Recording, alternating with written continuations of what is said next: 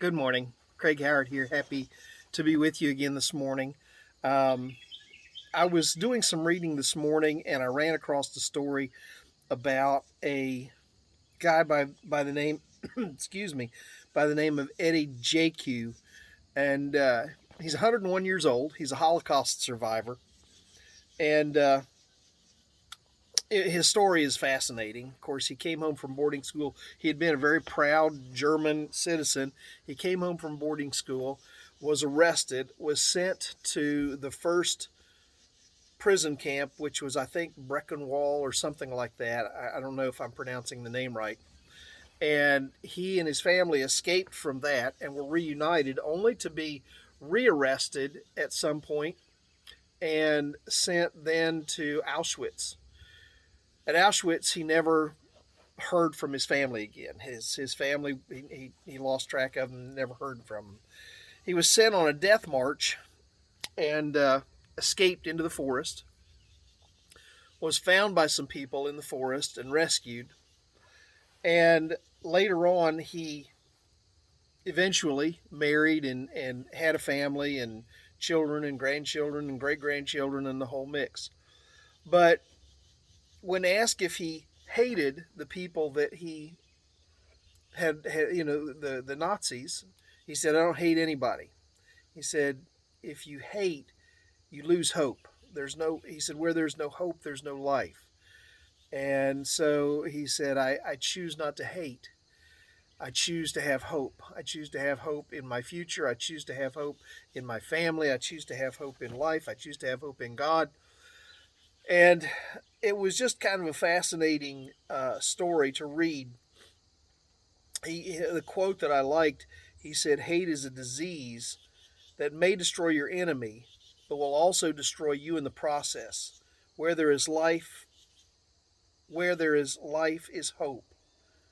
If there's no more hope, you're finished." I thought about that.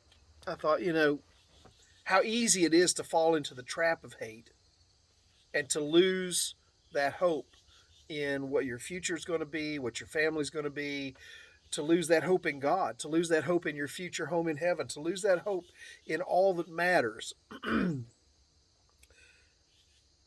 Paul, in writing to the Christians in Rome, who were going through a terrible time of persecution and a time of just, it was very easy for them to fall into despair. And he writes to them in Romans chapter 15, verse 13.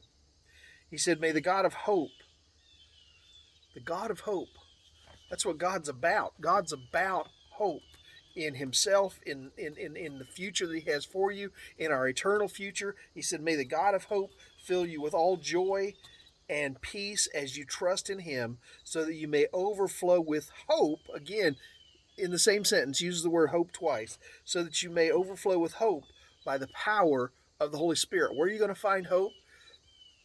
You're going to find that hope in God through the power of the Holy Spirit. I don't know where you're at today. I don't know what you're going through today. I don't know what your situation is.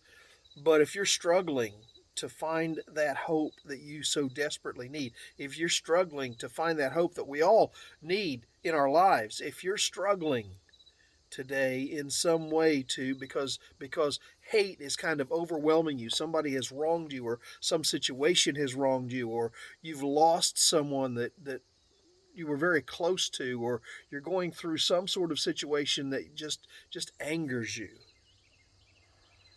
and hate is working its way into your life, my message to you is reach out to God. He's the God of hope. He's the God of love. He's the God of second chances. He's the God that you need today. I hope today is a day that's filled with hope for you. I hope that your hope is strong.